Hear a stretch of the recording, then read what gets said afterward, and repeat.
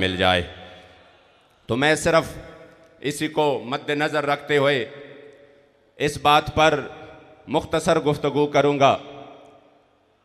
कि कुफ़ार की यही साजिश थी कि मुसलमानों से जो उसका जो तर्ज़ सियासत है वो मुकम्मल तौर पर ये उनको अलहदा किया जाए, मज़हब को अलहदा किया जाए, सियासत को अलहदा किया जाए। सियासत में वो लोग लाए जाए जिनको देख कर भी कुल हुवल्लाह ना आता हो, जो 3 साल बाद भी कोशिश करे तब भी गलत पड़े, और उनके कानून साज और आईन साज असम्बली में वो लोग बैठे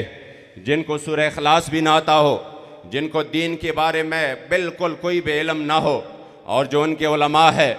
जो उनके इस्लामी तशख़्ख़ुस है, उनको सिर्फ यहाँ तक महदूद रखा जाए कि आपने लोगों के सामने नमाज और वज़ू के वो मसाइल बयान करने हैं, आपने सियासत के साथ कोई भी रब्ता नहीं करना, सियासत और चीज़ है, और इस तरह मज़हब पे अमल करना बतौर मज़हब बतौर निज़ाम नहीं और चीज़ है। वो इस हद तक कामयाब हो गए कि उन्होंने उलमा को बिल्कुल साइड पे कर दिया, उन्होंने सुलहा को बिल्कुल साइड पे कर दिया। कोई आलिम अगर मिंबर पर मेरे मुस्तफ़ा करीम की निज़ाम की बात करता है तो लोग उससे उठ के चले जाते हैं, लोग कहते हैं ये मौलाना सियासी हो गए। अब उन्होंने सियासी बातें करना शुरू कर दिए हैं, तो इसका नतीजा ये हुआ जो निज़ाम मेरे मुस्तफ़ा करीम हमें दे के गए थे और आप तशरीफ़ फरमा उस हाल में थे मदीना शरीफ में कि आप मसाइल भी बयान कर रहे थे और आप पूरे दुनिया को एक निज़ाम भी दे रहे थे, और फिर खुलफ़ाए राशिदीन जो अपने मिंबरों पर भी बैठे थे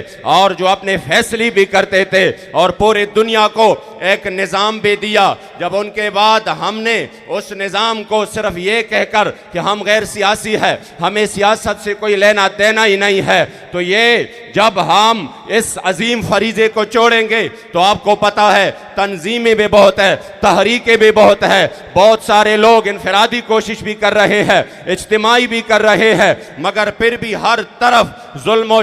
जुल्म तशद्दुद का बाजार गर्म है। हर तरफ बंदा दे के तो इंतहाई माहौल कशीदा हो चुका है। हर तरफ जालिम 300 कत्ल के बावजूद भी वो मुसलसल जुर्म पे उतर आया है। उसके सामने कोई भी वो निज़ाम नहीं है जो उसके गरेबान को पकड़ सके, और हर तरफ कुफ्र इल्हाद का बाजार गर्म है। ये अगर एक हुकूमती निज़ाम के ज़रिए एक आर्डर हो जाए कि आज पाकिस्तान में ये चीज़ नाफिज हो जाएगा, तो हम करोड़ों मिलकर वो नहीं कर सकते। जो 200-300 बंदे वो उधर जाकर जो हमारे ऊपर जो निज़ाम मुसल्लत करना चाहते हैं वो सिर्फ 100 होंगे, 200 होंगे, 300 होंगे, मगर इस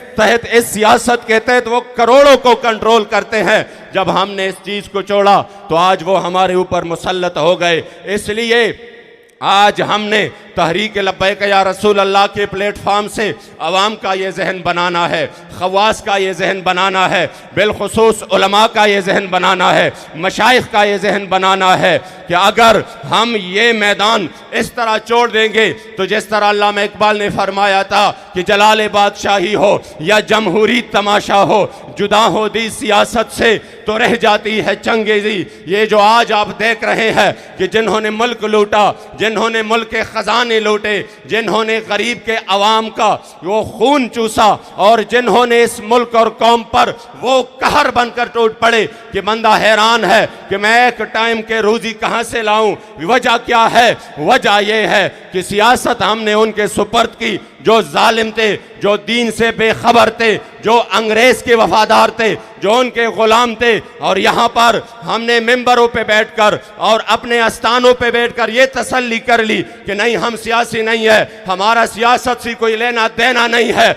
मैंने कहा अगर ये आपके अल्फाज है कि हमारा सियासत से कोई लेना देना नहीं है, तो दूसरे अल्फाज में आपने ऐलान करना है कि फिर हमारे मिंबर मुस्तफ़ा से भी कोई लेना देना नहीं है। दूसरे अल्फाज में फिर आपने ऐलान करना है कि हम हुजूर के वारिस भी नहीं है, क्योंकि मेरे महबूब फरमाते कि कानत बनो इसराइल में तसूसहुमुल अंबिया, उनके अंबिया सियासत करते थे, और इस उम्मत को मेरे मुस्तफ़ा करीम ने वो सियासत का अजीम फरीज़ा दिया है। अगर आप कहते हैं हमारा लेना देना नहीं है, तो फिर दूसरे अल्फाज में आप दीन की नुमाइंदगी नहीं कर सकते। आए मैं आप मेरे मुस्तफ़ा करीम के गुलामी में आगे बढ़कर काम नहीं कर सकते। ये तब होगा जब आप इस कौम को कहेंगे कि हाँ, सियासत भी हमारा है और मिंबर पर बैठकर उधर नमाजें पढ़ना भी हमारा शेवा है और उस मिंबर से पूरे दुनिया को कंट्रोल करना भी हमारा तारीख।